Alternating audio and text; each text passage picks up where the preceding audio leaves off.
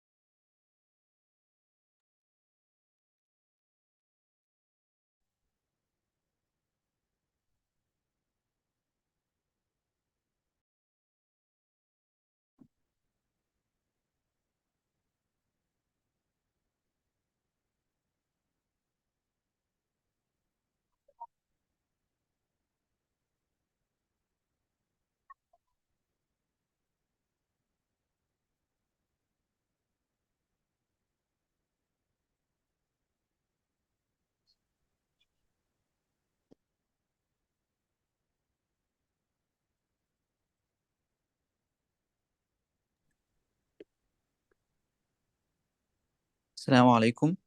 Good evening, everyone, and welcome. It's Ahmed from Reservoir Solutions, and I'll be your host for today's webinar. Before we start, I'd like to introduce our instructor. Our speaker today is Dr. Mahmoud Yusuf, a senior geoscientist. Dr. Mahmoud has more than 15 years of experience in the oil and gas industry, working in exploration and production across different regions. He holds a bachelor's degree in geology, a master's degree, and a PhD in geology, and has contributed to several projects in Egypt, Saudi Arabia, Sudan, and Algeria with international and joint venture companies.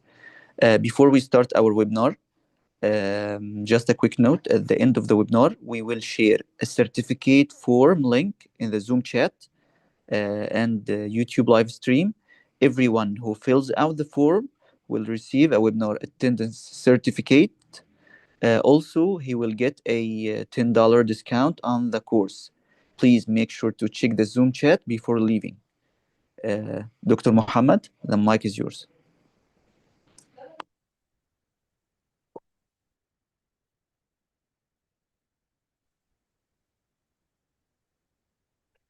Okay, good evening, everyone. Welcome to our webinar, Information Evaluation. Today's session is designed to give you a practical and integrated understanding of how we evaluate subsurface formation using geological, petrophysical, and engineering data. This is not just a theory-based presentation. We will walk through real tool, real workflow, and real worldwide field examples. Before we start our presentation, if anyone have any question, let's talk in the chat of the Zoom. Until we finish the presentation, we will return it back to the chat and answer all the question. And after that, we will make 10 minutes or 14 minutes for just for uh, let's take it open discussion. If you want to ask anything about the webinar or including the information evaluation. Let's share my screen.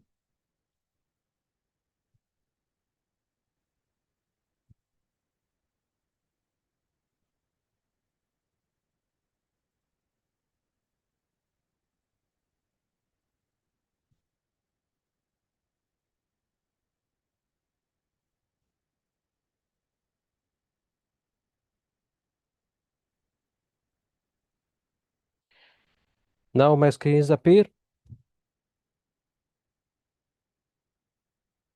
The sound Yes, is I can see. yes, very well. So let's start. Yes, yes, we see. Okay, let's start. Our content today for the formation evaluation webinar, we will talk about why formation evaluation, what is the formation evaluation, the steps of the workflow of the formation evaluation, starting with the mud logging, coring, open hole logging, pressure analysis, logging while drilling, formation testing, cased hole logging, advanced well logging application, how we use this application and integration with the basic tools to get a best formation evaluation, and the worldwide example, what is the challenge they face and how they use the integration formation evaluation to solve this issue. Let's start first one. What is the petrophysicist set in the subsurface world? Most of our formation evaluation is the petrophysicist done it. The petrophysics is the heart of the industry. It's starting with the geophysicist using rock physics, also sonic logs that can used on the calibration of the seismic data. For the geologist, estimated the porosity, permeability, saturation height, net V clay, fluid contacts, and the permeability of the formation and how it will affect on our original gas in place and oil gas in place on our estimation. For the commercial, it is very important as the volumetric estimated, which will make the project fly or not. This is a commercial very important to take the decision of the investment or leave the fields. For the drilling, it is very important in estimating the pore pressure, fracture gradient, for the geomechanics as well, for using the core data, sonic density, formation strength, and also for the production technologies like porosity, permeability, fluid analysis, and using the best perforation depths.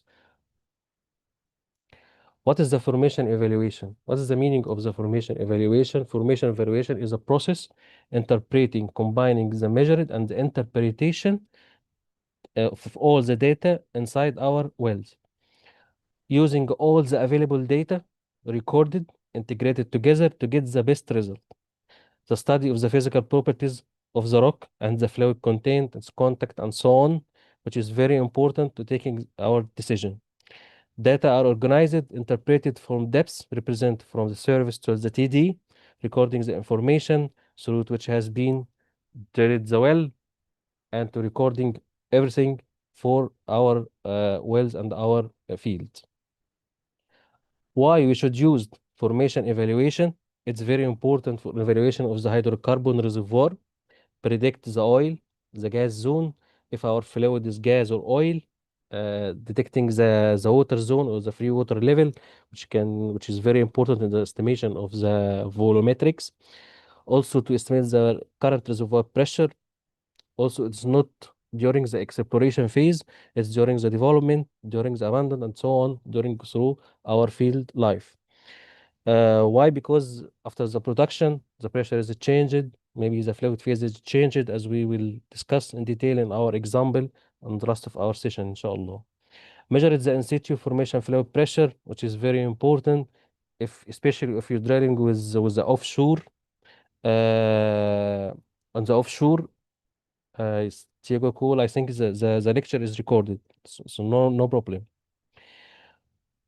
Okay, if during the offshore we have pipeline, see the pressure, so the reservoir pressure should exceed the sea line just to be produced. If it's lower, we will exceed cease to flow. you will lose your well.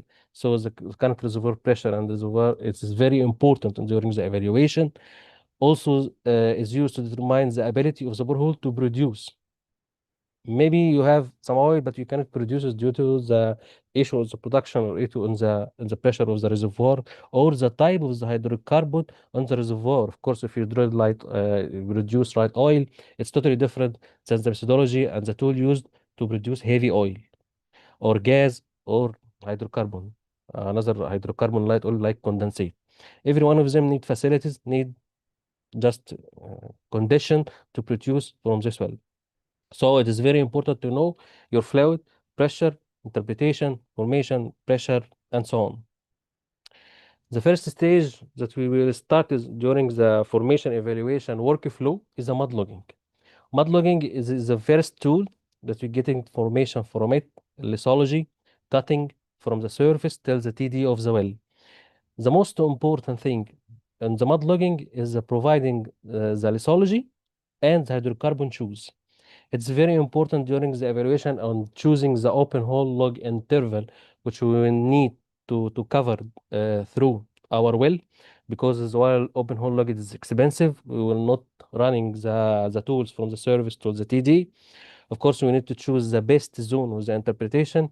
If the geologist or the well site at this time is not focused, especially in every interval from the mud log, maybe you miss some reservoir or some unconventional or some conventional as well if it's not focused exactly. So the most important one for the mud logging unit is lithology, cutting, and the gases, and the shoes of the hydrocarbon. Shoes, it means the oil stain or the hydrocarbon oil, like the oil stain of fluorescence in case of drilling reservoir oil. In case of gas, we will focus in the C1, C2, C3, the chromatograph analysis, which is should be calibrated very well, because this point is very important in our evaluation, and also to determine the type of fluid and the type of matrix and minerals, which is very important as well in the evaluation of the elan and mineral solver, to determine how in the future, how you stimulate and how you to produce the better thing from your reservoir,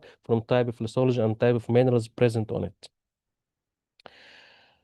As we mentioned, the gases analysis from the mud logging, it is the most important one, but it have a many type of the equation. This is gas dryness, Bixler ratio, wetness balance, and character module.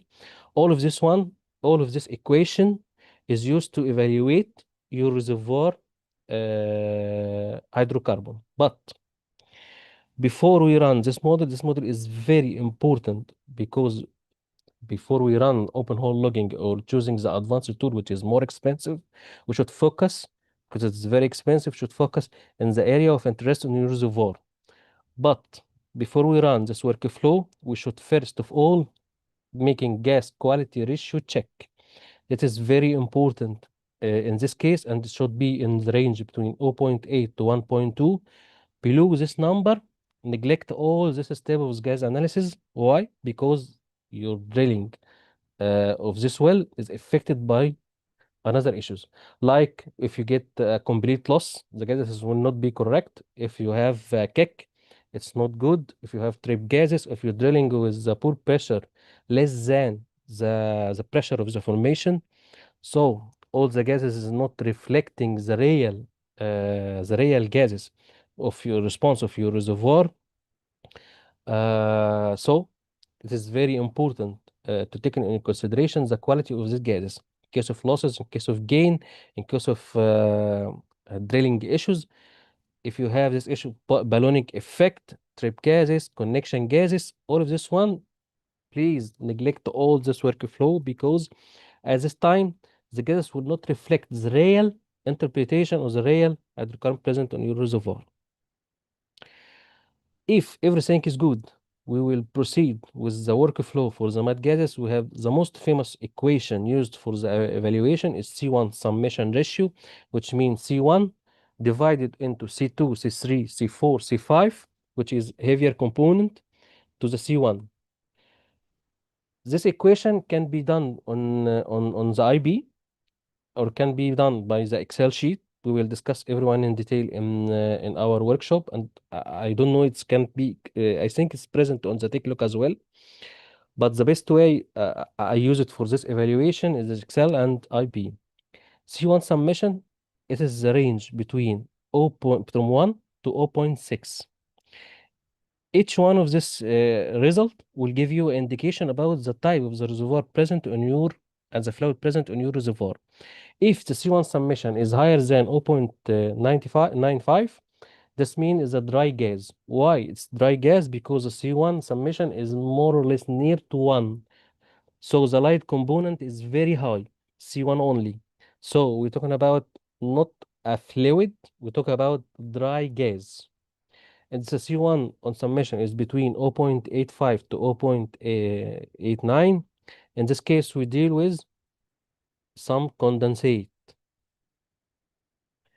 If C1 summation between 0.6 to 0.85, maybe the second between 0.5 to 0.9, we're dealing about condensate or wet gases. We will discuss all this in detail during our workshop.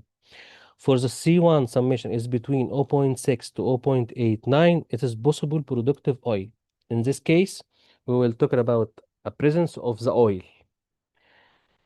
Why? This is because if this number is decreased, so it's mean the summation ratio is more or less increase. If it's increased, the heavier component is increased, C2, C3, C4, C5, which is mainly represent the presence of the fluid. If this number is increased, so we're talking about possible productive oil. This is another equation. It is between 0.6 to 0.7. We're dealing about oil between EBI 33 to 40. Between 0.7 to 0.95, we're dealing about EBI between 40 till 45 EBI degree. For the C1 summation less than 0.6, now we talk about residual oil or a very heavy oil. If this information is important, yes, it is very important to know because this is from the beginning before any open hole logging. It's especially in case of exploratory areas. It is very important to know it in your expectation about exploration, the hydrocarbon present on your reservoir. Also, it's very important to prepare your facility of the production. If it's could be good or not, of course, it will affect the economic of your project. So knowing or give a good knowledge about the hydrocarbon present in your reservoir will make choose the best facilities, the best production from your fields. Okay. The second one is a Bixler ratio, which is a more famous equation. It's a relation between C1, C2, C1, C3, C1, C4, C1, C5. It's just using this equation to give a good indication about the hydrocarbon fluid. In case of fluid, it is very important. If C1 on C2 is higher than 35, so we're talking about dry gas. If C1, C2 10 to 35, it's condensate or light oil. If it's between 2 to 10, it's a productive oil. If C1 to C2 less than 2, just like a residual oil or very heavy oil. Also, this is another equation. We should use both of them because C1, C2, it is I think from all the mud logging units used in our industry, C1, C2, there is no big mistake, or the error is very low. In case of your mud logging is very old, it's just old fashioned, it will affect especially the analysis of the gases between C4 and C5. So Bixler is most famous one because it's less risk. So we should use two methods and correlate it with our field on our reservoir. And also after that, you can calculate after the open hole logging run in the well.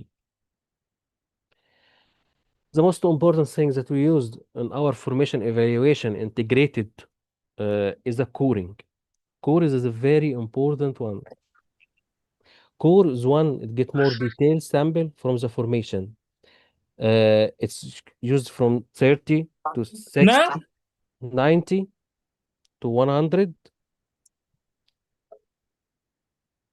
I think one open his mic and you speak.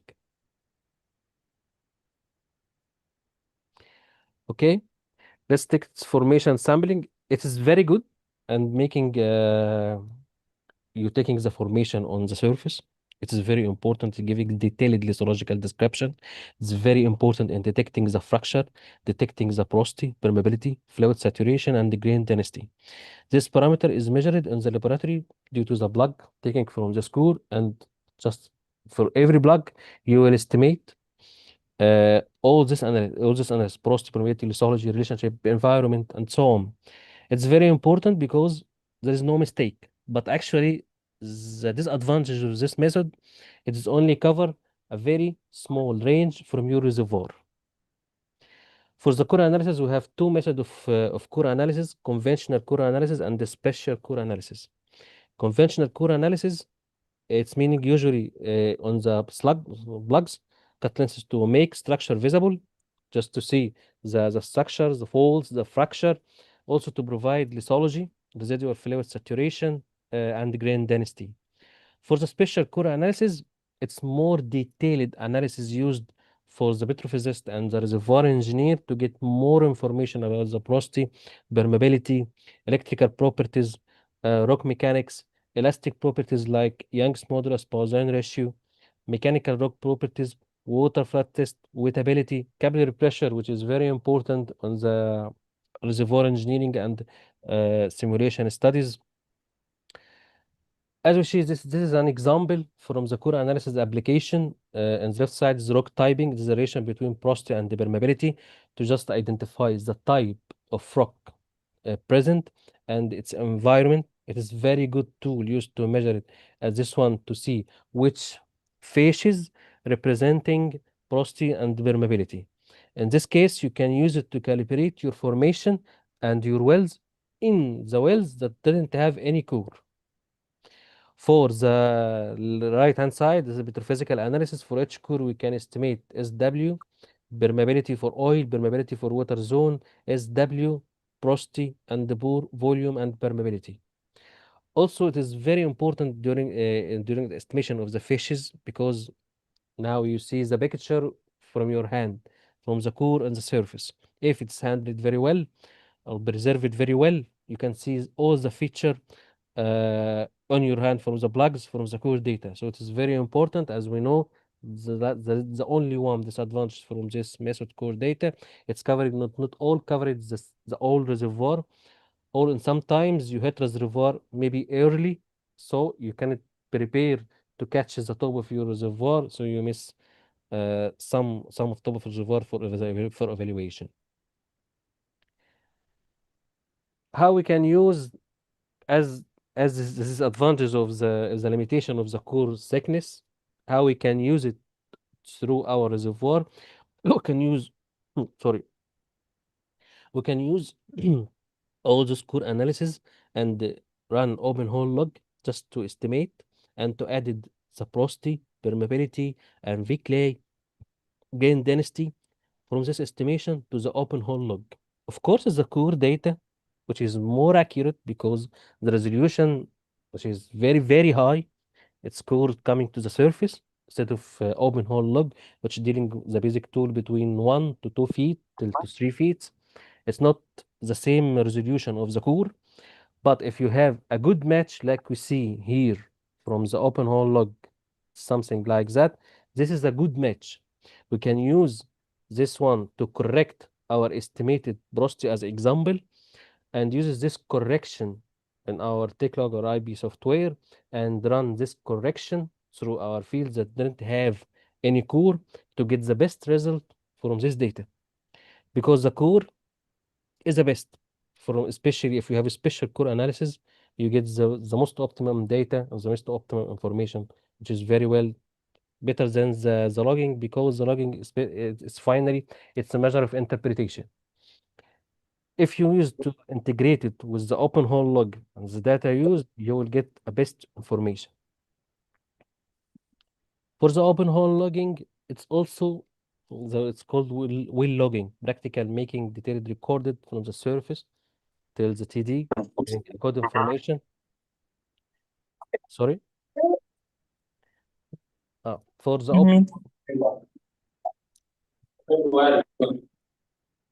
For open hole log run in the well, you can estimate the other parameter like gamma ray, neutron density, and so on. Principle of the well logging is recorded certain formation data versus depths. The approach of the downhole logging tool, it's called SOND, recording or up or down during the formation, sending the information to the signal to the surface, converting signal to compare it to the depths. Now we get the final logs. The final well logging you will get in the basic tool or the advanced tool in the surface. After that, you can quality check. Then we're going to the interpretation. After your interpretation, you will get lithology. Of course, compare it to the mudlog data, perform the zone of the zone of interest, the flag of the reservoir, the porosity, permeability, and so on. All this integrated together to get the final result. This is the final well log interpretation, which called it CBI. For the well logging tools, the most famous one is the basic tools, is the gamma ray. It is used to identify clean to non-clean, shale zone to clay zone, high gamma ray indicating shale or clay, low gamma ray indicate clean formation.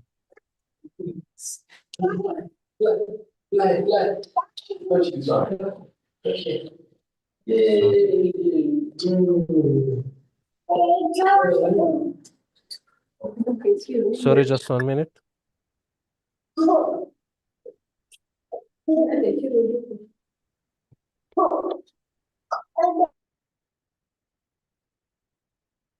Yes. Sorry for disturbance. Now we're going for gamma ray, identify shale, a clean zone, as we mentioned, resistivity, which is called resistivity, and the induction resistivity tool. Resistivity tool, and both of them matching conductivity. And fluid, it's very important. Fluid resistivity is very high, including hydrocarbon. If we have a porosity, it's not tight. Low, it needs saline water. Induction tool is the best tool to use in case of using oil-based mud, because the main tool is running in the fresh water, or sorry, on the water-based mud. In case of induction, we use an oil-based mud. This is the only tool that uses the resistivity. In this case, is the induction logs. Neutron, which is measured hydrogen contained. This is the best tool to getting the porosity. It is very low in case of gas zone. You should correcting, especially in the gas zone. It's very tricky because it's decreasing the porosity is very high. Density, measured the bulk density, calculating also the porosity. In case of gas, it's make low density, which means a very high porosity. In the gas zone, especially in the gas zone, you should use neutron density, especially in the cross plot, both of them, because using only one of them neutron will kill the porosity of your gas. If you use density, you are estimating a higher porosity than the present of the formation, which will affect the volumetric and the estimation of your original gas in place, original oil in place of your reservoir. The sonic, it's measured interval transit time. It is very important to determine primary porosity. It aids on the seismic to well tie. And also it's very important in the rock physics models. It's very, very important in the geomechanics, estimating the pore pressure and the fracture gradient, and also the rock mechanics properties. Combining all this together, especially for the interpretation of the open hole log, we should not depend only on one tool. Integrate all this tool together, combined with the cross plot on the interpretation, like we use neutron density to identify lithology, gas effect, the presence of gas, use the resistivity to get the water saturation, like using Archie and Donesian Lux minus mass, and another equation. Gamma ray, which is the best tool to define the clean formation and the zone top and base. After that, we run all this cross plot and all this evaluation. So combined all this together is the best tool to use interpretation. The pressure analysis, it is very important as well, using the data from repeat formation test RFT or MDT. The difference between RFT and MDT, RFT measuring pressure is very fast, small in size, it will not stuck, it is good for fast jobs. MDT is more bigger, taking sample It's very, very important, especially in the exploration phase. If you have doubt about the hydrocarbon percent of your reservoir, it's oil or gas, the sample is very well. It's used detecting also the main key importance of the pressure analysis, determine the fluid type of the contact, the presence of gas oil contact, oil water contact, and the presence of the water top of the water zone, or the transition between the hydrocarbon and the water zone. It is very important from the gradient. As we know, from the gas gradient between 0.01 to 0.18, depending on the dry or wetness of your gas, the condensate as well. It is the first of the stage or the end of the stage between 0.18 to 2.4. For the oil, it's between 0.25 psi per feet, by the way, until 0.34. All this represents the range of the oil. If we exceed 0.34 till 0.4, now we're dealing about mud filtrate. The sample is used. The idea of the pressure estimated for the RFT or MDT is a chamber. Just withdraw fluid from the formation, just reach it to 10 cc or 20 cc, 30 cc according to the chamber, then close and start to build up the pressure, then estimate the pressure at this area. From this one to the gradient, also we have fluid analyzer, which is from the velocity of the sound, we can know the type of fluid coming from your reservoir. It's very important tool for the evaluation. It's very, very important tool for evaluation, especially in the exploration on the development phase as well. So for this reason, if you have 0.4 to 0.64, this is the identical hydrostatic gradient for the water. This is the water zone. By cutting the line of gas with a line of water, you will get gas water contact. Between oil and water, you will get oil water contact. The separation between them and the cutting at the same point, this point represents the contact and the difference between them. If you have some shiftings, you will have some transition zone. Why it is important to know this idea? It is very, very important. It's very, very important to know because choosing the perforation interval just to be stay away from this water or stay away from transition zone. But it's very important to estimate the transition zone during the estimation of the volumetric analysis. The second application for the RFT and the MDT is assisting reservoir communication and reservoir compartmentalization. What is the meaning of that? The RFT, if you have a reservoir with 300 feet or 200 feet of sand, but this sand from the pressure is far from each other before the production. Now we have a pressure higher in some sand, lower in some sand. So at this case, you have compartmentalization. This sand is not vertically connected. If you use the same hydrocarbon column for both of them, now you will get a duplication of your volumetric. This number will not be right. You should separate each one of them, each compartment, and run your estimation. So it is very, very important that all point to be clear, the same line, the same trend. If you have some point which is not respecting the same trend of the sand, the same reservoir, now you have compartmentalization. You should estimate hydrocarbon column for each one of them and to estimate the volumetric for each one of them. It's totally different. The second one is evaluating reservoir pressure depletion. As I mentioned, it's not only in the exploration but also in the development. After the production, it is very important to run the RFT just to know. Now I have a clear data on my hand, the production. I know how is the volume of the production from my reservoir. Now I run another development well. If I need another development or not, maybe one well or two well is sufficient enough to produce all the reserve. If you take decision to get the development well, now to see what is the effect of the reservoir pressure due to the production, the quantity of the production you have. You have all the data. Now you should know if you can, if your reservoir have another chance to add more wells or not. Also, to see the life cycle of your reservoir, it's expected of depletion. Just for the future planning, you should know how the reservoir will be depleted or and how many time and how many year this reservoir cease to flow, just to be ready for your development plan or your another exploration phase. So it is very important to know the pressure. And now, as we mentioned here, for the picture we see, this is a well, TR1, TR2, TR4. It is more deeper. Now here's the pressure increase. The pressure here is higher. After we drill TR2, TR5, which is less in pressure. Now this is the effect of the production. Logging while drilling, it's like LWD. It is the most important tool.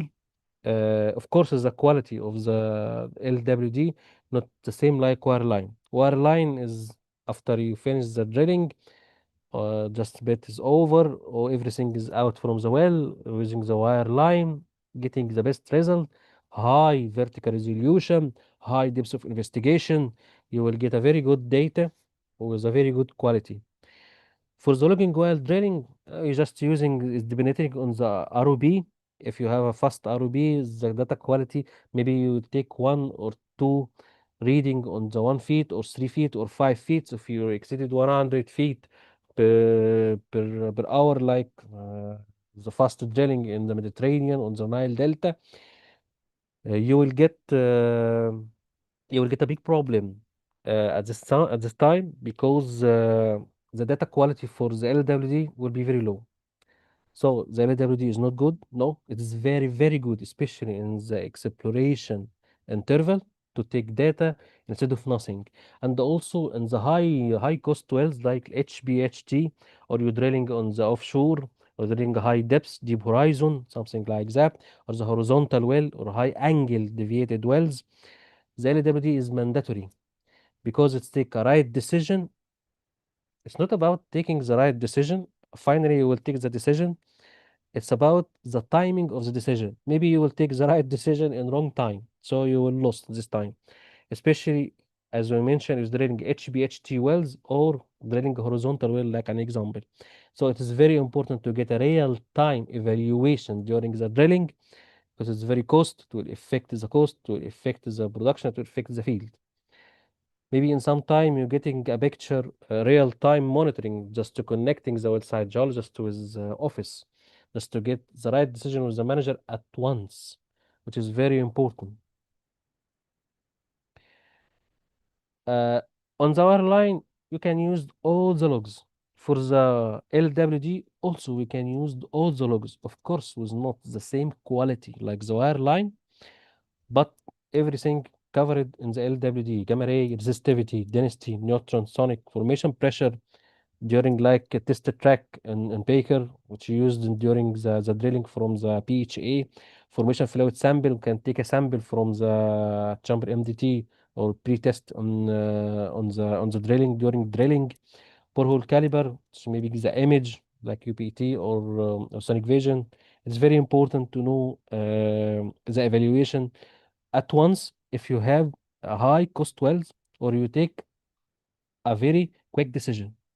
So all this data is present. We can run the LWD and take its interpretation at once.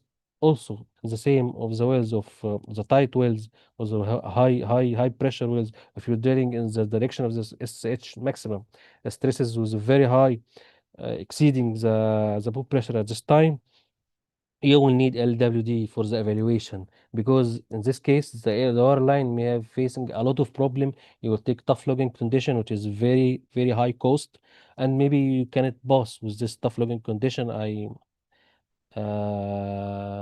I run also this tool for the TLC for some wells, and after we make a lot of money, we cannot pass with these tools, and this cancellation with a high cost. So in this case, using LWD is very important because we run PHA, rammed, just open the drilling. We can using the drill pipe to open if you have any issue during the drilling and recording again. So in this case, logging while drilling is mandatory. That's not for our evaluation, is formation testing. Using the best perforation interval is your job. From all this evaluation, mud logging, regional studies, petrophysics, open hole logging, All of that, you should combine it together finally to choose the best way or the best interval to perforate. Maybe in sometimes this is good to perforate this one, and finally you will get a permeability is very high. If you drill with this one, you can make a problem during the production, or the water is coming very fast and you lose something like a reservoir problem like fingering or water cooning due to the high permeability. You should know controlling the choke size, using the best perforation, stay away from your water. Also, we will discuss in detail in advanced well logging using knowing the connate or a free water on your evaluation, on your petrophysical analysis is mandatory to know what is the best cutoff I used on my interpretation or the pay flag, just to choose maybe on 100 feet of the reservoir, I just set 5 feet or 10 feet. Maybe if I increasing the perforation interval at this line, we ended up because we will lose a lot of production due to the high permeability or the free water saturation present on your reservoir, which means the water will be moved very fast due to the depletion of the pressure. Okay, we have three methods of the test: wireline testing using perforation, gel steam test, which was after the casing production, wireline due to before the for everything, gel steam test after the casing, we should use to get more information, maybe long test to get the boundary and something just very well to know the area of your reservoir and how the well, the drainage area of your well. Just it's very important to adding the development well after this range. If you have from the drill stain test or the well test analysis, you ended up with this well can withdraw hydrocarbon from 300 feet or 300 meter. After you adding a development well, you should exceed this number, because if you added in the same, you will lose one of them. So it is very important to integrate all this information together before taking the decision of the perforation. For the case the hole logging, also it is very important. We have two major areas for the case the hole logging we used: production logging, reservoir monitoring. Reservoir monitoring is used like CPL, VDL, which is very important to evaluating the cement. After the cement job, maybe the cement job is not good. So during the reservoir thickness of on 100 feet, we just only have cement for 10 feet. This is the best way to use on the perforation. But if you have no steaming, you should do a squeeze job. So the VDL, CPL, it's very important. If you have a more problem with the shale or something like that in your reservoir, we should use UPI, which is more image, more analysis through your reservoir for cement evaluation. Another one for the production logging, like the PLT production logging tool and RSCT reservoir saturation test, which is very important. After the production, the water saturation is used from the analysis is called irreducible water saturation, which is the original one. But after the production, the water saturation will affected on your reservoir. Of course, it will not the same. Using the RCT, it's measuring the current water saturation inside your reservoir. Maybe before the production is 10 or 20%. After the production, we ended up with 50 or 60. Maybe we are in the same range or the same cutoff range I used. So it's very well, I can produce, but I will now expect the amount of the production I can expect from this reservoir. So it's very important. BLT, it's also very important to know if you have perforate a different interval. Now I can see which one of them is produced the most production, which one is not produced, maybe skin effect on it, or maybe this is the flow, or maybe during the start of the production, all of this sand or all this plastic, especially this issue, always would be in plastic, not in carbonate. Especially in plastic, all of this interpretation after the production, all of this one before the production at the same line, the pressure is the same because it is the original state. After the production, you will see now the sand is not connected together vertically or laterally. At this case, we should return it back to use the PLT to know which one of them is produced, which one is not produced, For this time, I can re-estimate my hydrocarbon column and re-estimate my volumetric based on the new data. So this is very important. Of course, it's expensive, but we get a very good data, run in case the hole with a very good interpretation. You will get a best result for it. For the advanced well logging, which is now we talk about the basic tools, coring and so on for open hole logging. Let's focus on the advanced tool. Why it's called advanced? Because it's measured something with more details information than the basic tool and which can cover it before. Advanced logging application, we have a lot of information inside the complex reservoir characterization. Uh, Example of the advanced tool like NMR, nuclear magnetic resonance, which mainly used for fluid typing, permeability. Actually, it measured the porosity, effective porosity, measuring, not interpreted. The second tool is borehole imaging, like FMI, UBI. It's very important in structure interpretation, sedimentological interpretation, fracture evaluation. As also resistivity, which is very important in low resistivity bay, estimating RD, RH, which is horizontal and vertical permeability. It is very, very important to know, especially if you have in your reservoir some challenge like low complex carbonate density or low resistivity bay. This is very important to use this tool because it is the only one to use to observation the real resistivity of your reservoir. Also, the real-time LWD, as we mentioned, is very important. Also, the more advanced ones, geosteering, its optimal drilling and the production challenge formation, like shale. In case of drilling horizontal well, geosteering is very important. All this one not covered in the basic tool, so we call it the advanced tool, which will give more application, more data, more accurate interpretation, or make accurate evaluation. The key of the advanced logging we will choose today, due to the time of the seminar, we will choose only two logs, NMR and image. NMR, which is the most famous one, it's advanced logging used to the magnetic properties of the hydrogen nuclei in the formation. It uses the fluid, pore size, can estimate rock porosity, pore size, fluid type, oil and gas and water, permeability, reservoir characterization or exploitation, continue data, fluid content of the rock, choose structure, advanced application, focus on different movable fluid. How this it will be movable or non-movable. It's integrating with the other logs to make enhanced interpretation because now I have data from the basic logs. Now I have real data measured from advanced logs, compare it together. If I have core data, it's more and more better to calibrate the measurement of the NMR.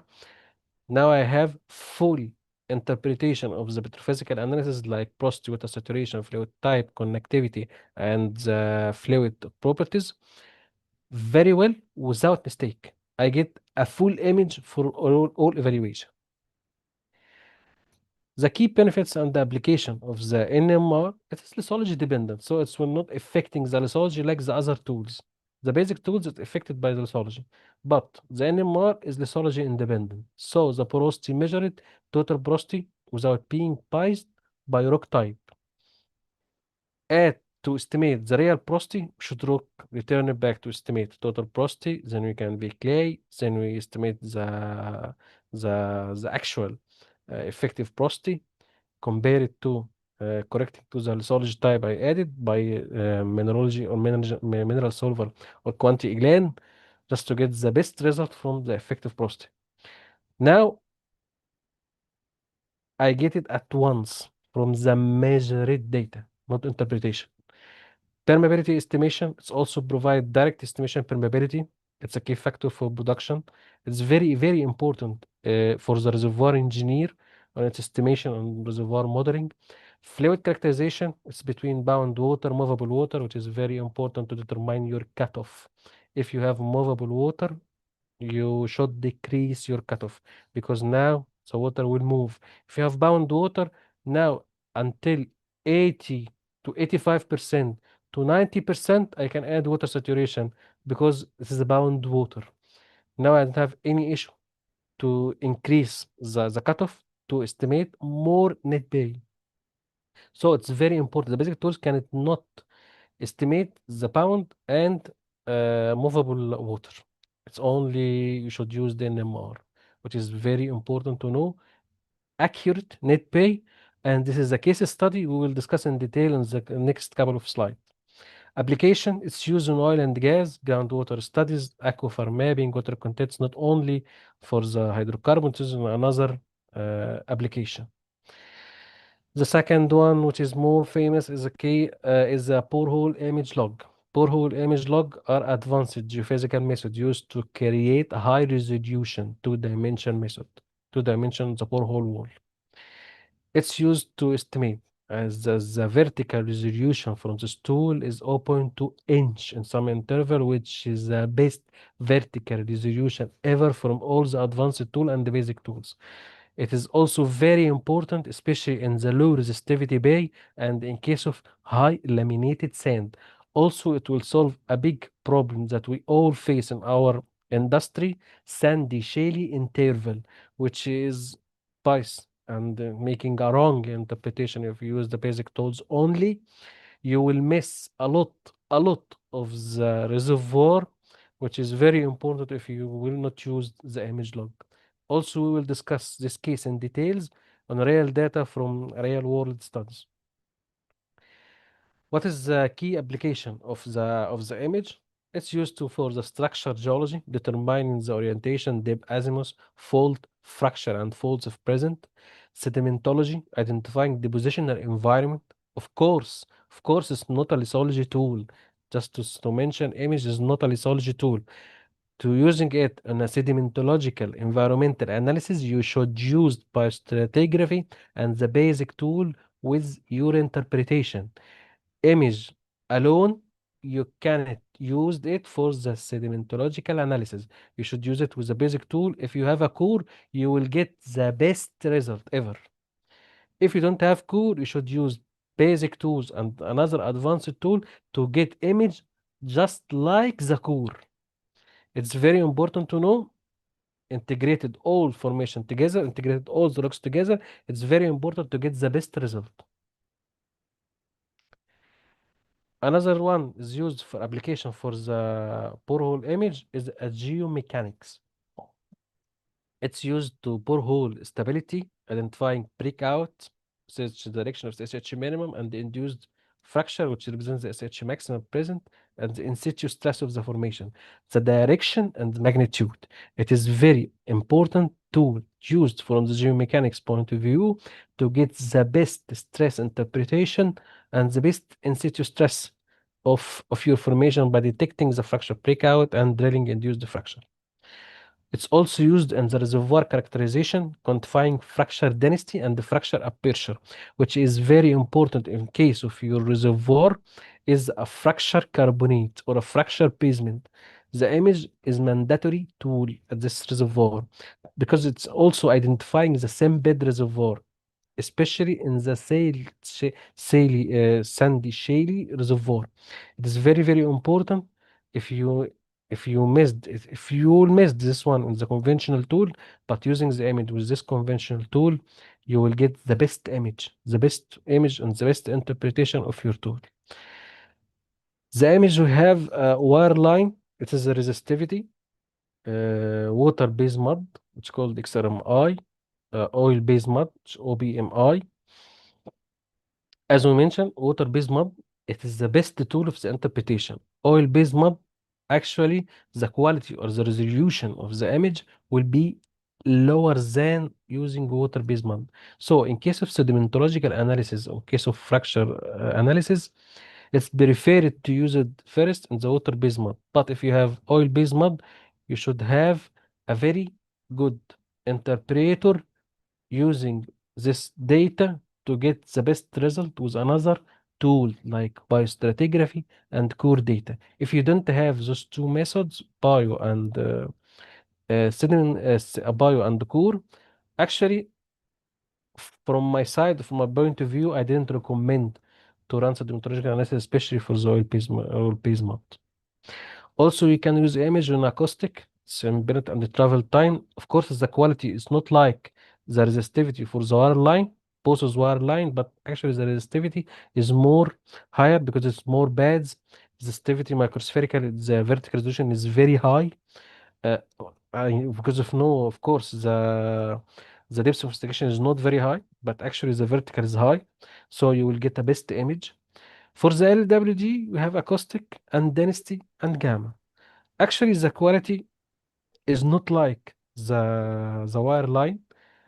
For the LWD, the best tool, the best application used for it, I think, on my opinion, the same bed evaluation, and also not use its sedimentological analysis, because it will not, after we tried to run LWD and to run the same sedimentological studies with the core, actually we ended up the data will not help you to done this exercise.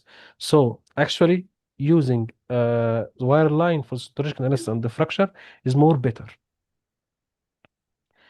Another application of symptomological interpretation, also using the core data and stratigraphy to know the environment to get the best result, which is mouse bar, which is continent, which is tidal, which is tidal bar, tidal flats. Each one of them is very important to know the distribution of your reservoir and the thickness of each one. This is a real case in the Gulf of South. Already I do it in my PhD to estimate the analysis for this well, and we estimate every interval as we know with 10 feet or 30 feet. We ended up with a very good resolution because the image, as you see in the picture, is a very clear. The data is very good. We done a slow interpretation, a slow running the image to get the best result, the best interpretation. This is 8 arm, so we ended up with a very, very good resolution on all sides of the well. We get a best result because we have also at this well. We ended up with every interpretation of this interval, we get it. Also, we confirmed this from logs data. This area, maybe this is represent the salty interval or not good, but actually after running the image, it is a high stratification of silt and shale and sand. After we run it, we get a high azimuthal resistivity. We ended up the resistivity normal recorded at this well. It's around 1 to 1.4. After running the azimuthal, we ended up with uh, 15 to 25 ohm. So the number is exceed 10 times the normal resistivity or the basic resistivity. Now let us start with worldwide example. How? On this example exactly, we will discuss the issue and the challenge of the reservoir faced the author and how we solve it by using integration formation evaluation. The first case study is the Sherry Sand challenge. We have three type here, I think three type of challenge: Sherry Sand challenge, complex, carbonate reservoir, and the third one I think it is low resistivity bay. We will start with one example per each, because as we will know the time is will not help us to see more example or more details. Just two slide for everyone. Example number one is the shale sand challenge on the North Sea. This is Brent Group, UK and Norway. This is section represents the wells. As we mentioned here, this is the resistivity, neutron density. If you see here, this is more silty or shaly. The sand quality is not good because the sand is the high certification of shale. It is geological settings, the age is the middle Jurassic. The environment is a deltic chore face. Actually, the delta environment is the most challenging one in shale sand and challenge interval, especially in the Mediterranean and deltic environment. The most challenging one because it is mainly shale with some interval of sand, high stratification. It's very important to use advanced tool in this case. So the environment here is deltic chore face, which is represented with tidal and mouse bar. The main issue here is a laminated sand shale sequence, which increasing the resistivity of the reservoir. The main risk, underestimate bay due to shale conductivity. The shale is decreasing the resistivity, now decreasing the net bay. At this time, you will not get the best net pay or the actual net pay of your reservoir. Why it's a challenge?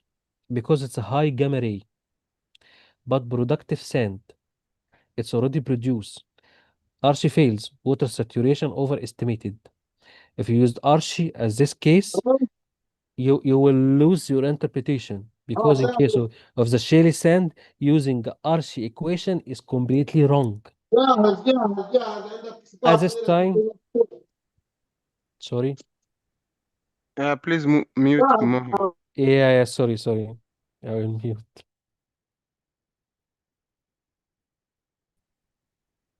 Excuse me, Mr. Mohammed. I have questions. Yes, please. Yes. In the Shelly Sand Reservoir, you should be used the Indonesian equation. That's right? Yes, Indonesian or Waxman Smith. The best one, Because uh, the best one is because Indonesian function because if for you're using resistivity shape. Waxman Smith, especially in the fresh water is yes, and freshwater sand. If you have oil-based mud, the best one to use it for your evaluation is Indonesian. Always in the deltic fishes or in the sherry sand reservoir, using Archie is a big mistake. Always we will use Indonesian equation, which is the best one for this reservoir. Here, the fall as we mean the challenge of this example, he used Archie. This is completely wrong. It's overestimated and it's not good. Same bit bay below vertical resolution. You cannot catch it by the basic tools itself. So this is a problem we face using wrong equation, shear sand interval, which is sand beds. The evaluation of the net bay is very low. Let's see what happened after using the integration.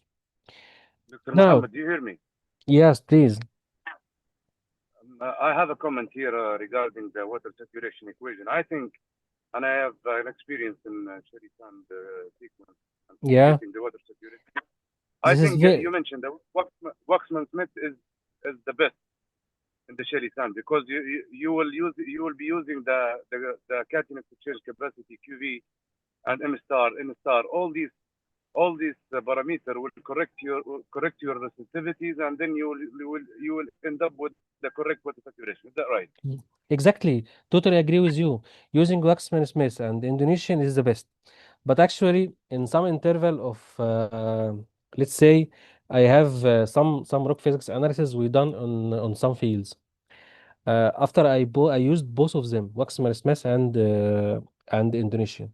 We have core data. We have full set of logs. For me, I work like that.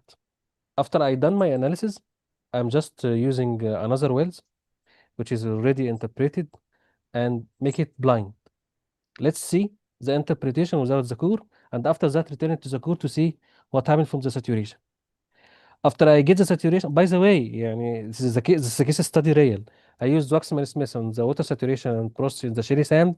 I use the same equation in Indonesian in the same reservoir.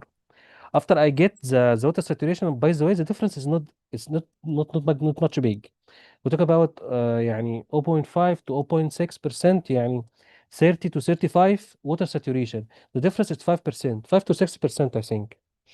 After I return it back to the core data, which is already estimated the SW, I ended up with 33 to 32. So the identical range between 30 to 36 is good. So Waxman Smith and Indonesian, both of them is good, but in case of deltic surface, especially in the delta environment, I prefer the Indonesian. But the difference, by the way, if you have two petrophysicists working on the same workflow, doing the petrophysical analysis to see the process and water saturation for both of them, you will end up with 2 to 5% difference between both of them. So we'll not talk about much major difference. No, it's just a little 2 to 3%. So I prefer Indonesian because it is more real and more near to the water saturation coming from the core data. Already this study I done it in the field with more than 40 wells. So after I compared all of this together, I ended up I can use Waxman Smith. It's already used, and by the way, we use it in Sudan and Saudi Arabia. Also, we can use in the Delta, but actually, if you ask me after my personal experimental, I use Indonesian. It's not I have a much. question. Yes, please. Sorry, Dr. Mohammed, I have a question. Thank you very Yeah, much. yeah. Okay, please, Mokwe. So I am a petrophysicist. I've been working on some shale sand analysis whereby a particular formation is shaly and then that formation has high resistivity and then like there's a pay there. So what I use to calculate my water saturation, I use modified Simandux for shale sand analysis. So I don't know, but you've been saying like Indonesia is best used because I haven't used Indonesia before. So what do you think about using modified Simandux to get that? Yeah, this is a good equation. But if you have as I just collecting from your interpretation, it is a depleted or thin sand with a low resistivity bay. At this case, I prefer also to use Indonesian or Waxman Smith. Both of them is good, but for me, after I just this exercise to QC my interpretation on the shady sand interval, I ended up with using Waxman Smith or Indonesian. But I prefer Indonesian because it is more reliable interpretation with the core data. This is what I get actually because the core data I didn't estimate it. This is direct measurement. So it is the best tool to calibrate your interpretation. As I mentioned I just have a before. question, a statement, sir. Yes, of course, please. You considering Indonesia, I think the most important thing is to look at the geology of the environment. I also I did a project whereby I used Niger Delta and I compared for water saturation using Yeah. statistical model and univariate analysis. I found Good. out that Simando's.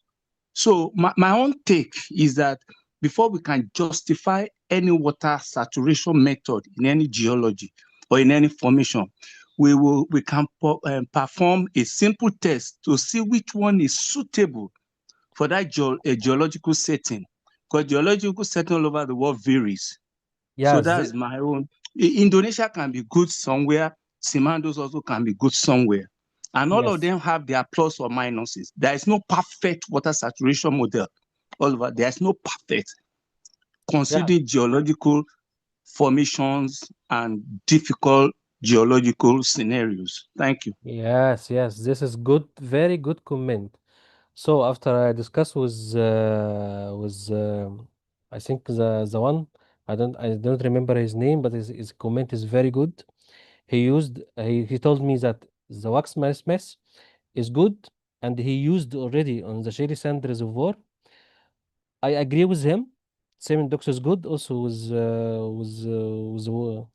with our colleagues mentioned Semen Dox or Indonesian. Both of them is good. Waxman Smith is good. But your final comment is very good because I mentioned when I talk with the first one ask in the delta true face is very important to use Indonesian. Here I agree with you with the final comment. Knowing the geology is very good. And by the way, my colleague, you are all have experience. We should first not judge with only one method or only one log or only one formation. And this is, by the way, the message of today's webinar. The main message using the integration, by the way, you will told it this is the final conclusion. I wanted to close with it. But actually using only one information is totally wrong. Using four information, as I mentioned in the beginning, is very good.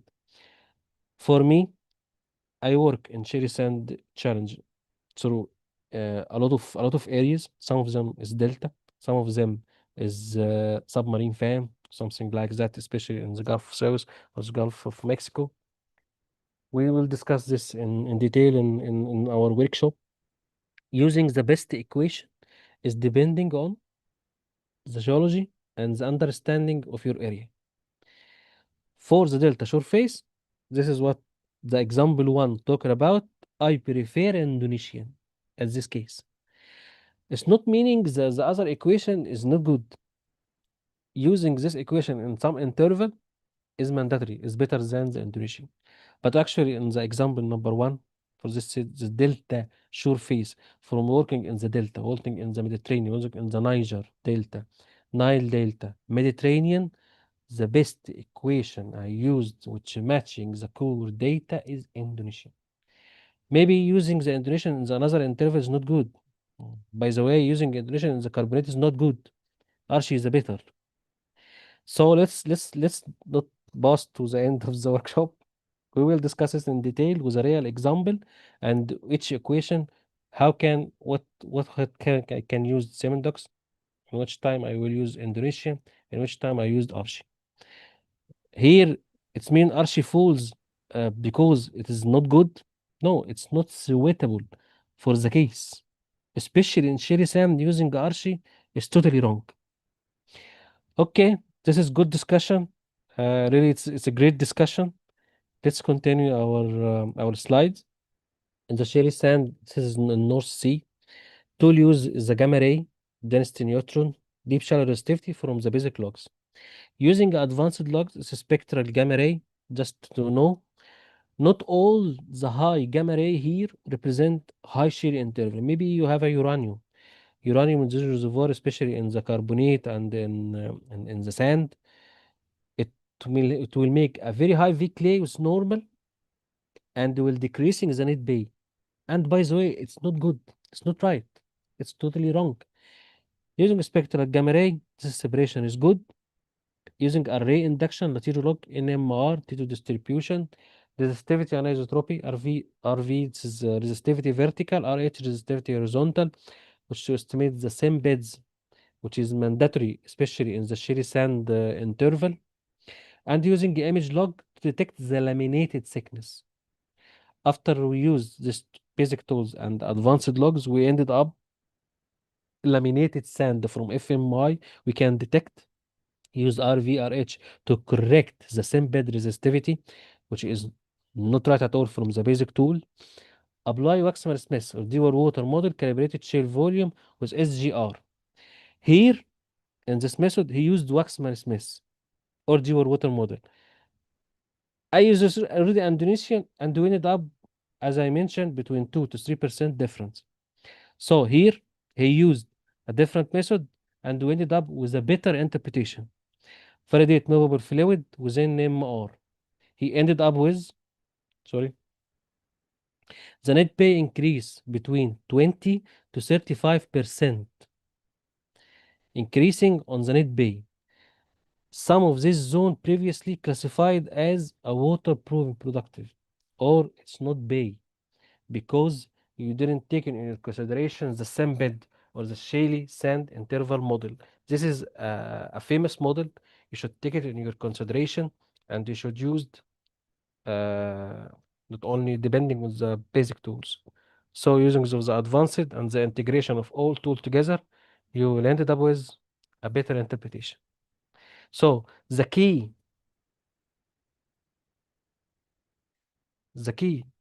teaching point for this example, high gamma ray does not mean non-reservoir in laminated shaly sand.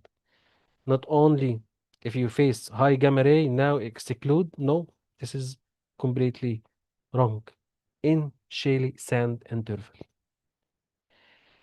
The second example is a complex carbonate challenge. This is in the Middle East, Arab D and Cretaceous carbonate.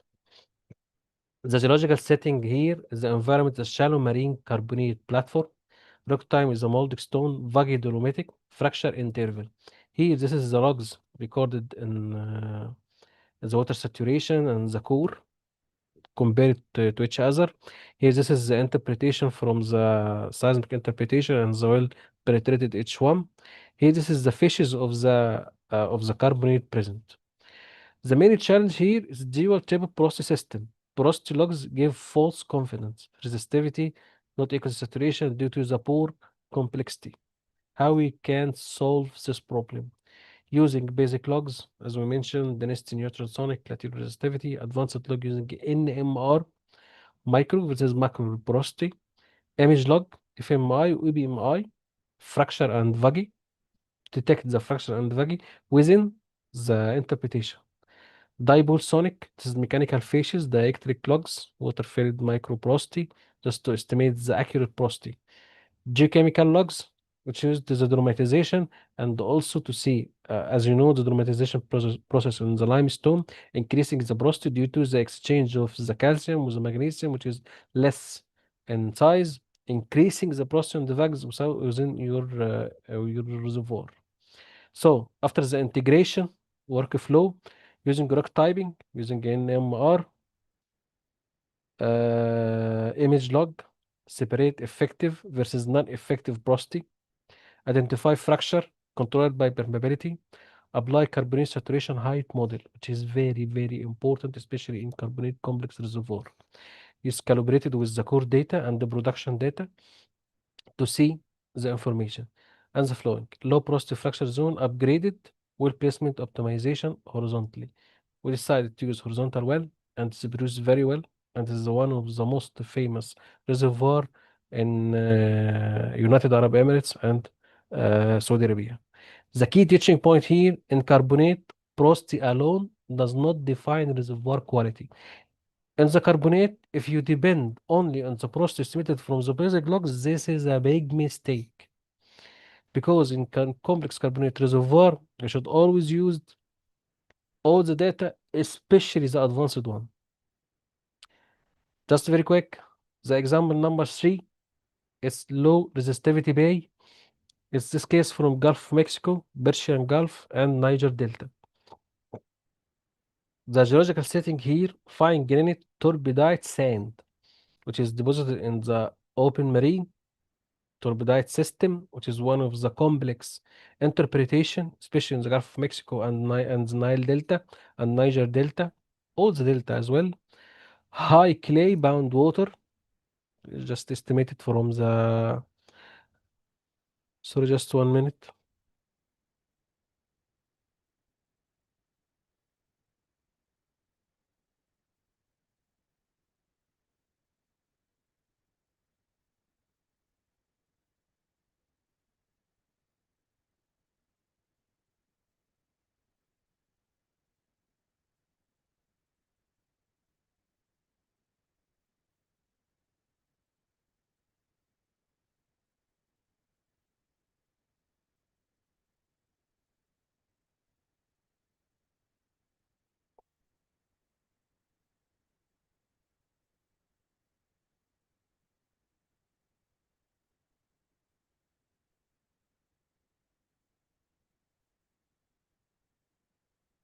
Yes, sure, gents. We will retain.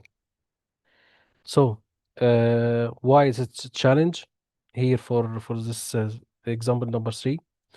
Because oil zone show 1 to 3 ohm only. It's look like water sand on conventional log. It's often, yes, I'm here. Sorry, Yeah, it's Manuel sorry. for the telephone. Can I just comment? Yes, please. You said this one is the geology setting about the grain turbidity sand, right? But lithology is carbonate actually. So which one is the correct one? Yeah, this example is from Persian Gulf. Sorry, this is from Gulf of Mexico, and this one, this image is wrong. Sorry, Yeah, okay. this is the best one. This is the one. Sorry, this is wrong.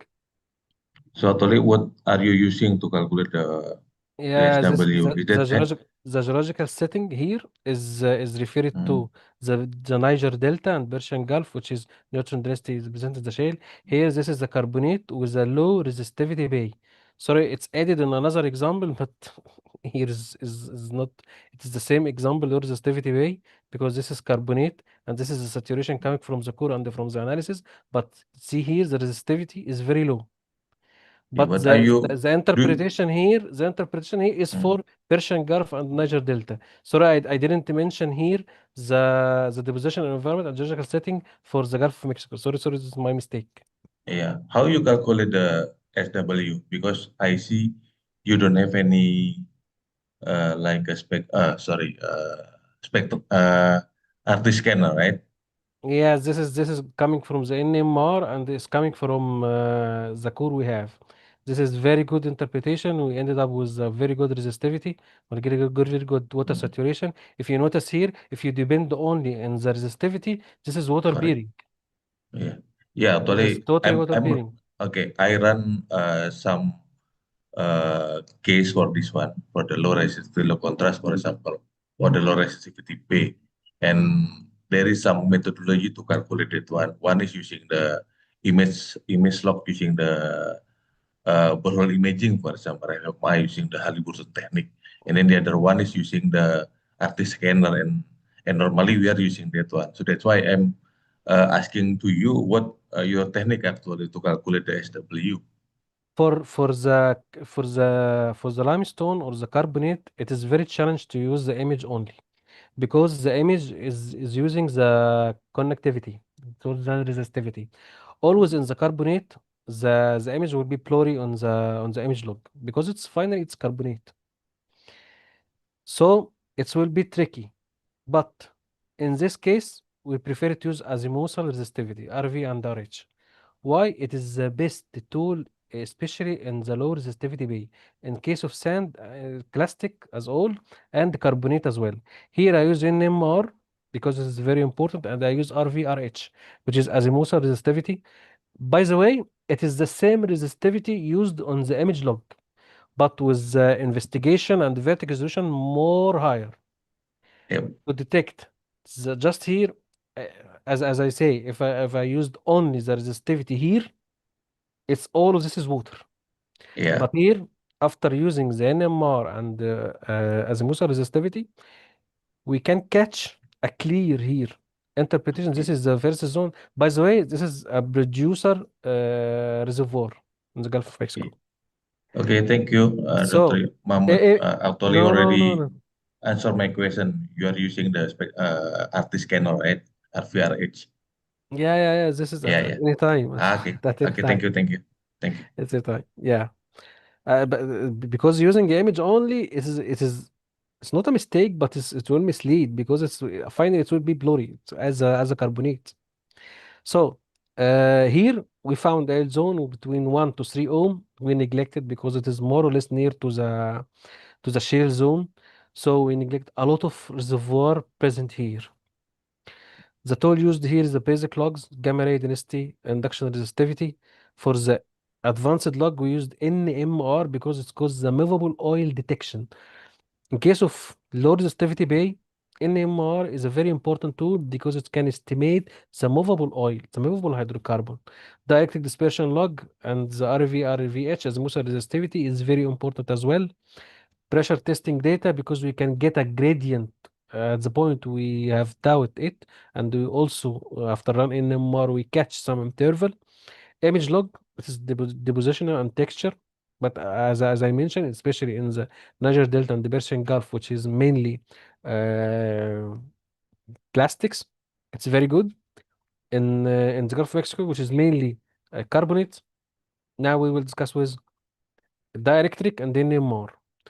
Integrated flow identified all these logs together.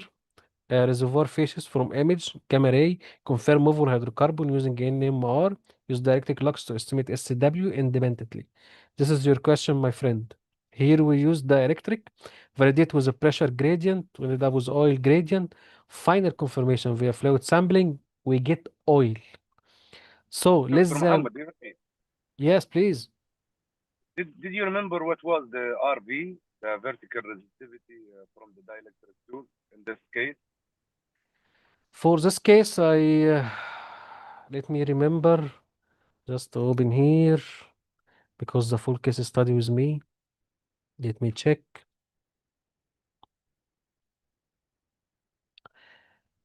Uh, yes, it's between 9 to 20 ohm. Yes, good to hear that. Yeah, Thank this you. is very good because the maximum resistivity we ended up from the basic tools is 3.5, which is not right. So after And what was the salinity? How much was the salinity? the salinity, I didn't remember it right now, but I can answer it with you. It's okay. because there's this full study. I already done it. It's already with me. I can already, by the way, share it with you. It's okay. Yes, because it's very special case and it's very interesting. Yeah, it is very interesting because this field is produced with more than 10 years with a very good interpretation. We started with from this reservoir. We started with 1,500, which is in the low And I resistivity guess bay. and I guess and I guess the pressure point is extremely mandatory in such cases. Exactly, because it's confirm what we measured from the NMR.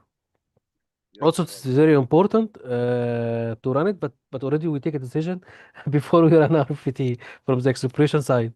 But our colleague in Reservoir, it have some doubt because they mentioned that the resistivity is very low. It's very dangerous to just to perforate this interval because it's offshore and we're drilling with semi-sub. We ended up with a very high cost. So they Mr. have some Muhammad, doubt. Yes, please. I have questions. Yes, What's the please. effect for resistivity in this case? It is resistivity here. It is the main issue because the resistivity here is very low. If you're using What's the effect for resistivity low? the effect of the resistivity low, Yes, the component of the limestone itself. In the case of limestone, because here in the limestone, the type of the limestone is totally different. Some of it's oolitic, which is represented from the decrease resistivity, yes. yeah, no, this is increasing the resistivity. Some systems with mudstone or some clay interval present on the shale on the limestone, decreasing the resistivity. Here, this is as he mentioned here, this is highly clay bound water, and some of this is turbidite. If you deposit it in the turbidite system or in Yes. the carbonate system, you will Hmm. mix it with the sedimentary with the carbonate. It's not pure carbonate. In case of Okay. deep target, you will end up with a high resistivity. If it's not reservoir, it will be high resistivity. But 1 to 3 ohm, it's not normal on the limestone. So using the clay pound water from the NMR and using the RVRH, as I mentioned as I discussed with my colleague, asked the question before you, is mandatory because we ended up with a resistivity more than 3 times the resistivity used from the basic logs, which is very tricky. Yes. Thank you. And this is in the limestone.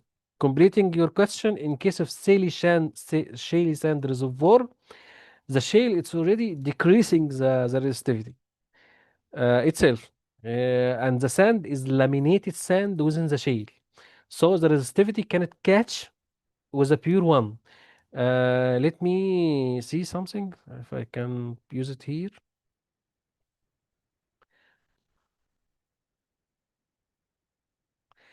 The resistivity indication is vertical resolution is between 1 to 2 feet. It's something like that in case of if you have here a body clear gamma ray, you will end up with something like that in the resistivity. This is gamma ray. This is resistivity. You will end up something like that. If you have thin laminated sand within the shale interval, like sandy shale model, you will end up with resistivity like that. Gamma ray will be like that because it's sandy shale interval. The resistivity will always like that. It's clear, like a straight line because it's shale. After we run RVRH, because it estimated the resolution, high resolution resistivity vertically and horizontally with a high depth of investigation, we ended up with a Sir, thin laminated reservoir. It will be like that. excuse me, sir. Sorry? Can you hear me? My internet just got interrupted. Can you please explain these red lines again of the resistivity log? Yes, okay. The first one this is the gamma ray, and this is the normal resistivity. The normal resistivity is ranged in the vertical resolution between 1 to 2 feet. So we ended up with the average. This reading is represent not feet by feet. It is average of 1 or 2 feet together. If you have thin laminated sand with half feet or 1 feet or 1.5 feet, you will average the resistivity of it with the resistivity of the shale. You will ended up with a very low resistivity. This is the basic tools. But in case of RV and RH, this case, now I have a vertical and horizontal resistivity with a very high resolution. Now, this is the same gamma ray, but here the actual resistivity will be like that. It's peak, thin sand, then shale, thin sand, here, shale, thin sand. It's something like that. Here, the resistivity is higher, because as I mentioned to my colleagues who discussed with us, is jumping from 2 to 3 ohm to 20 ohm. Why? Because the same beds here, this sand with a very high resistivity because it's including hydrocarbon, but actually due to the limitation of the vertical resolution of the basic resistivity tools, you will end up with averaging all this together. You will average 20 ohm with 0.5 ohm. You will end up with 2 or 3 ohm, which is not correct, which not represent the identical resistivity of the same beds. So it's very important in case of shale sand reservoir and same beds using image and NMR and RVRH. Why? Because you get a resolution reached to 0.2 inch. You will get, if you have a same bed sand with 0.3 or 0.4 or 0.5 sand, you will catch it with the RV and RH, but actually you will averaging this number with the shale, you will end up with a very low resistivity in case of using basic logs only. So this is the advantage of using advanced logs and integrated to the basic logs with increasing the the evaluation of your reservoir and increasing productivity from this reservoir. It is significant additional field development success. By the way, here this is gas. This is gas. This is very low resistivity, less than 1. Here, this is less than 1 ohm. This zone is perforated, and by the way, if I remember the numbers, the test is produce 15 million gas. This zone was less than 1 ohm. This is in the Niger Delta, I think. We ended up with only 15 million gas produced from resistivity less than 1 ohm. So this is, Dr. Muhammad, let me add something. It might be help here. yes, of course, please. Yes. In shelly sand, or gas shelly sand, one of the tricky we do is to plot the DMRB, which is density corrected magnetic glossiness, which is corrected for gas with the density porosity. Because the density porosity will read high in gas intervals. Exactly. And you can correct. Yes, you can correct the NMR porosity for density correction, and you will see this crossover that indicates the gas, even if you have a low resistivity. And we tried this, and this very helpful in terms of integration or integrating the NMR and the density level. Totally agree with you. Totally agree. This is a very good note. Thank you. Yeah, this is a very good note. So, for the low resistivity bay, the main point here that we wanted to discuss, low resistivity does not mean water or non-reservoir. Integration reveals the truth. Now, integration, all the tools together, you will get the best picture for your reservoir. Maybe due to using the basic tools only, you will miss a lot of reservoir on your field and you lose a lot of production.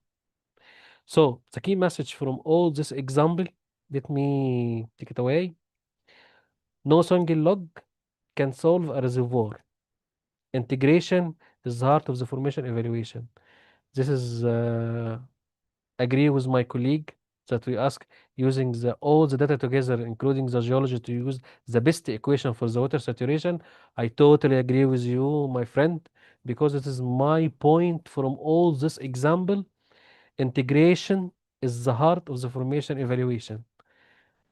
If you wanted to work on the formation evaluation, you should use all the data you have, not use only take a quick decision based on only one tool.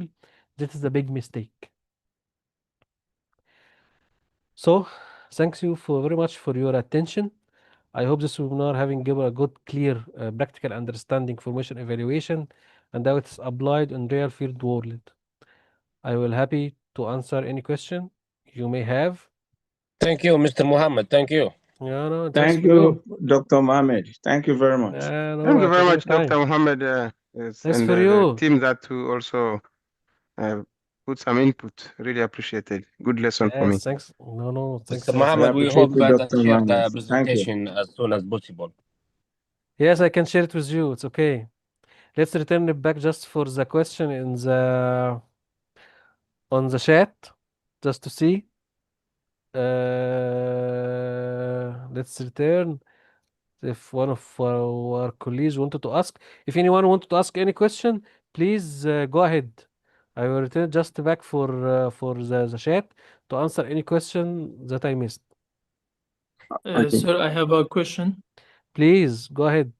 Is there any book or a reference that you recommend to study the integration of the formation evaluation? I can share a lot of paper if you have. I have a lot of paper. I already use it in my on my workshop. I will already share it Okay. with the guys, and I can share it with our team on Reservoir Solution, and you can share with you. It's okay. I mean, is your Can you give us the paper link for the available on the sharing? Reservoir solution? Yes. I How said, do we have the is your copies? paper? I will share it with him, and I can send it. You can send your mail to him, and he can send it to you. It's okay. Okay, thank you. Thank you. No, not at the time. Right. All right. Sorry, doctor. Yes, please. I would like to ask for areas where we have ICO2 in the subsurface, do we have any response? Sorry. One minute. 1 minute. So Hello. Can anyone hear me? Yeah, praise, I can hear you. Okay. Oh, there was a question on the chat box that I really want Mr. Mohammed to answer. That question is quite intriguing because I'm trying to search for the So you have to question. wait the teacher. Sorry, I'm scrolling. Wait a Yes, I've second. seen the question. Hello? Yes. You have to wait a second. Okay, so can I read the question now? It says, this is like a scenario. You have a zone with a beautiful high porosity on the neutron density log, but extremely high resistivity. A quick look interpretation suggests a prolific hydrocarbon zone. However, but our mod log data shows that there was no significant gas show, and cuttings are clean sandstone. So, what are three specified possibilities that could explain this, and what single log or test would you run next to solve this mystery? Like, I don't know if you get that question, sorry, Mr. Mohammed. I return it back. Sorry, I think I missed some of your question, but please correct me if my thing. You ask about the if the gas shows from the mud logging is reading low gas resistivity. Low gas reading, and actually the open hole log giving a good interpretation or a good reservoir bay. I'm right? Exactly. Yes, exactly. Exactly. Yes, exactly. Yeah, that is very good. Why we should have this issue on the mudlog? Maybe you drilling with the gases itself recording from the mudlog is affected by a lot of issues. Some of that is the rate of penetration. If you have a rate of penetration very high, the component of C4 C5 of the analysis, the gases if the gases resolution is very low or not advanced, you will end up with a very low reading of C4 C5 C3. At this case, not depend on it because this gases reading is affected by the drilling parameter.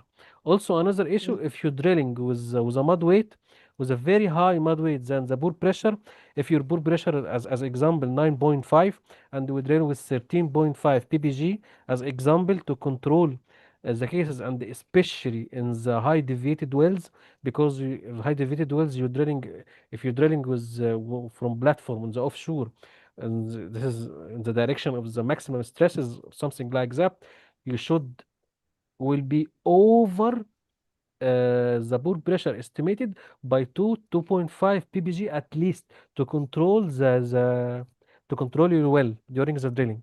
In this case, if your reservoir pressure, you're dealing about 9.5, which is the hydrostatic, you estimated from the pressure of the bore pressure analysis, you are higher than this pressure by 2 to 2.5 ppg, which exceeds 3000 psi.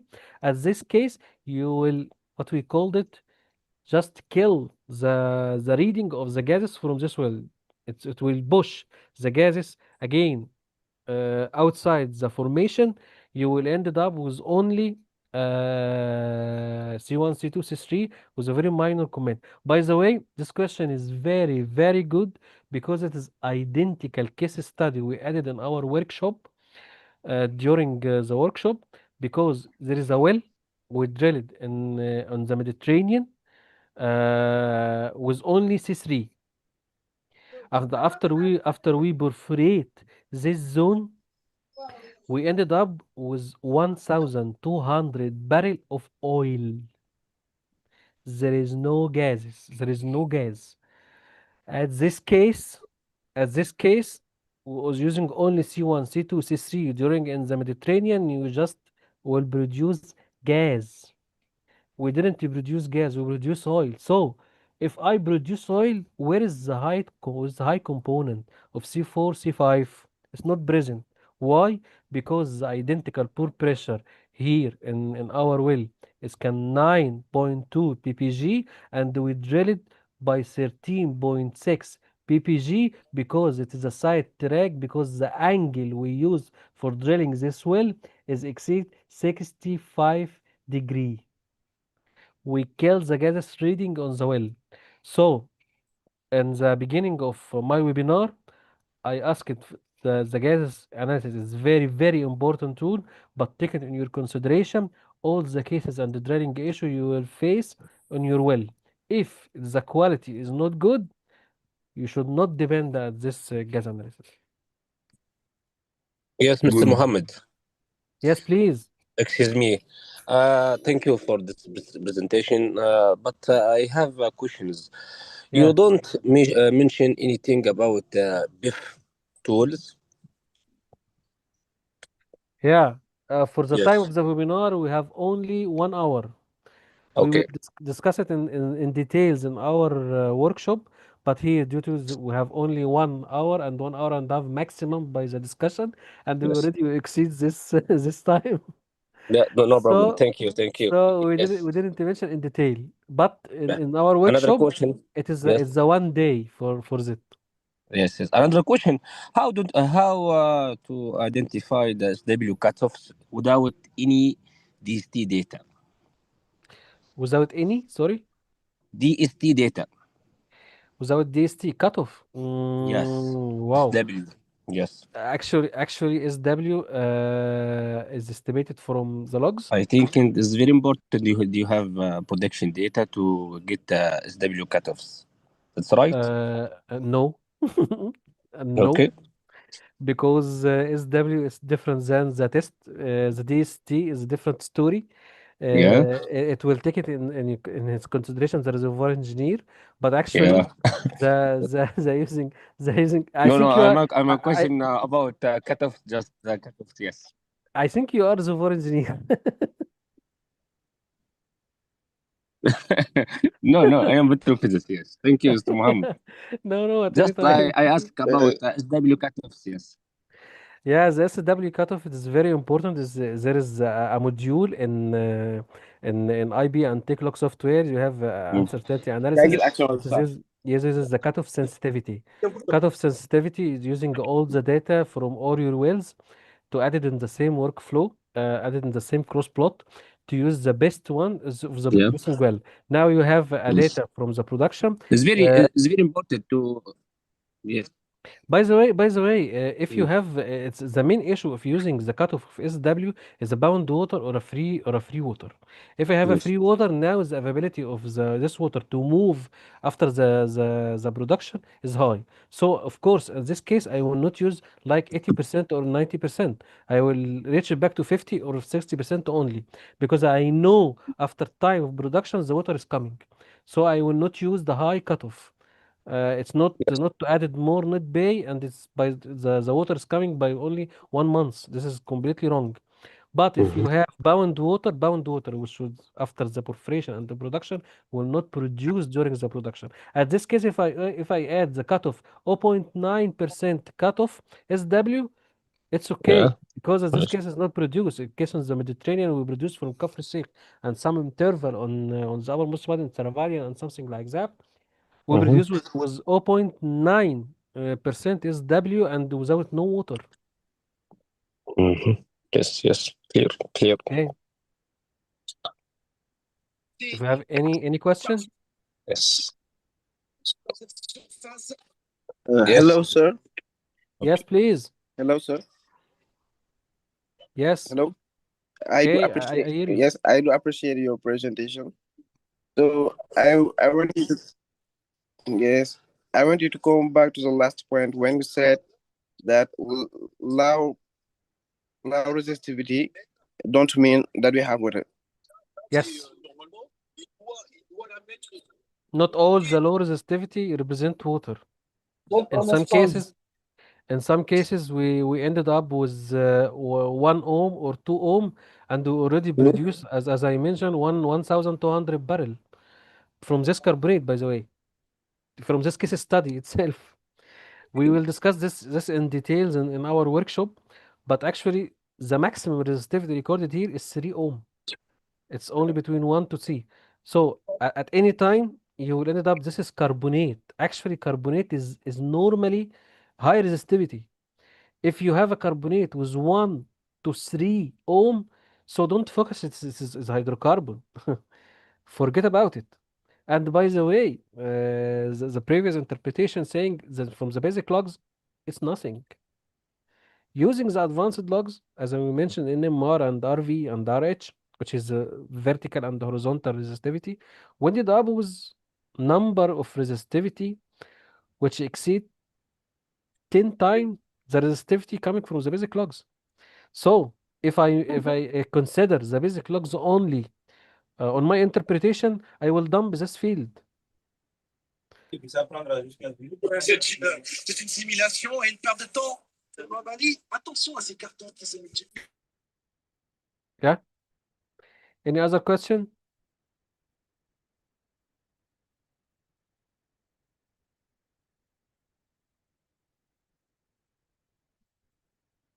All right, doctor.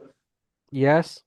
Sorry, I was going to ask, in case we're working on reservoirs with ICO2, is there a specific response we expect our logs to exhibit? Yeah. This is a very challenge case. CO2 Yes. actually we cannot detect it by the tools. We can detect it by the mud logging during the interpretation. The sensor of the CO2 is mandatory. The logs itself, I don't think that there is a logs can capture the CO2 because it is also a case study. We mention it in our workshop. The only case to use to estimate the percentage of the CO2 present is the BVT analysis, the mudlog sensor during the interpretation, and the BVT sample from your well. This is the only two methods you can Yes. estimate it for the percentage of the CO2. Dr. Muhammad. Because CO2 it is very important. Why? Because it's affecting the pipe, affecting the production. It's need a different facility. It's need a high cost or of remediation to add it in the production. Every facility have maximum 2% or 3% maximum for the production. If you exceed this number, you cannot produce. We have a case study from the BB and RWE with Shell in the Mediterranean, and they dump a complete field with more than 3 TCF because the CO2 is very high. Because it's need a very high cost, you will add it to your economics to remediate this CO2. So CO2 is mandatory. That's already the case. We will talk about it. The only tool that we can use it, BVT and mud logging interpretation. It is very mandatory because it's very important of the decision of the development of your field, or you Yes. can dump it. Yes, Mr. Muhammad, additionally, your evaluation, I think the Yeah. data of the mud logger, especially in the chromatograph gas, you can help to interpretation, especially in the shale sand reservoir, which the intervals you have big gas or not. Yes. Actually, this is good point. Yes, I agree with you. But if you're drilling in the shale sand interval with a very high rate of penetration, ROP, actually the gases will not take a good time to interpret the component of the gases. You will end up with total gas is good, C1 is good, but the other component will not be good at all if you're drilling with a fast ROP. But if you're drilling with a low ROP or a medium ROP for the chromatograph analysis, it will be very good and very helpful in the estimation of the gas analysis. Okay. Right. Yeah, doctor. Yeah. Any other question? Yeah, hello. Yes. Myself, Manoj Kumar. Basically, my question is regarding the RVRH, this uh, technique when we Yeah. evaluate laminated sand. Basically, one important input to evaluate this type of reservoir is estimation of shale or clay volume. But because gamma ray is high, density neutron is showing separation. So how do we calculate or this clay volume using our RVRH and basic logs? Actually, using neutron density, maybe with the average with the V Clay gamma ray is we can help you if you don't have advanced tool. If you have NMR, now you have a clay volume with a very good measured, not estimated. At this case, using NMR is the better way. But if you don't have NMR, an advanced tool, you should use gamma ray, V Clay gamma ray, and from the neutron density, and making an average between them. Which is called VCL. But take in your consideration very important notes. In case of gas reservoir, don't use neutron density to estimate VK. It will be miss. It Yes, will be yes, very, very low. Yeah, this is completely wrong. Will underestimate very high at this level. So don't use it in case of gas. Maybe you can we can discuss it in detail in our workshop during the estimation of the V clay using uranium thorium if you have a spectral gamma ray. Also, it is the best way if you don't have NMR. Spectral gamma ray here, you can check cerium, uranium, potassium. In case of uranium, it will not affect the porosity and the petrophysical parameter. At this case, go ahead for it without any afraid. Estimate it with this one. By cross Or plot Dr. between uranium, cerium, potassium. Okay? Or uranium, thorium. Yes, please. you can correct the neutron density for light hydrocarbon, for example, for gas. You Make the correction, and then you calculate the volume of shale. It's essential to correct the neutron density for hydrocarbon first, and then you calculate the volume of shale. And one more thing is to calibrate your volume of shale with the XRD data. Very important. If you have XRD data with two theta method, it's Total, helpful. totally agree. But to correct the neutron density for the gas, it's very tricky. If you don't have RFT, because the RFT is a gradient of the gas, we're reflecting on the density of the specific gravity of your gas, because it is totally different between them. If you don't have RFT, the correction of the neutron density correctly for the gas maybe you can, if you know exactly the specific gravity from the previous BT for the gas in your field, it's good. But in case of exploration, if you don't have the gases specific gravity and density at this level, you cannot correct this very well. You will depend on, now if you don't have, most of us using the water to estimate to the original. After that, using the density of the Yes, I agree. gas. I This agree, is Mr. very Muhammad, but most tricky. of us, This is yes, very but tricky. most, You can use this workflow, but it is a lot of time, and in exploration fields, it is very tricky. and as you mentioned, the NMR is very And important how because to you have bound water, you have Ye- the total porosity, and you can estimate the volume of shale. It will be very near to the actual volume of shale. Yes, I agree. If you have XRD, now the issue is solved, because the XRD is not only giving you the volume of shale, it's giving also the type of this shale. It is a light montmorillonite, it's smectite. And by the way, if you have 50% or 60% of the kaolinite of your reservoir, it will not affect the porosity. But if you have 30% only on a light as a type of clay on your reservoir, it will destroy your porosity permeability. And also, you should use, in this case, a very high V clay in your estimation. It is very important. If you have XRD, it is more than welcome to use it at once. Totally agree with you, Mr. Mahmoud. okay, thank you. Okay. You have any question?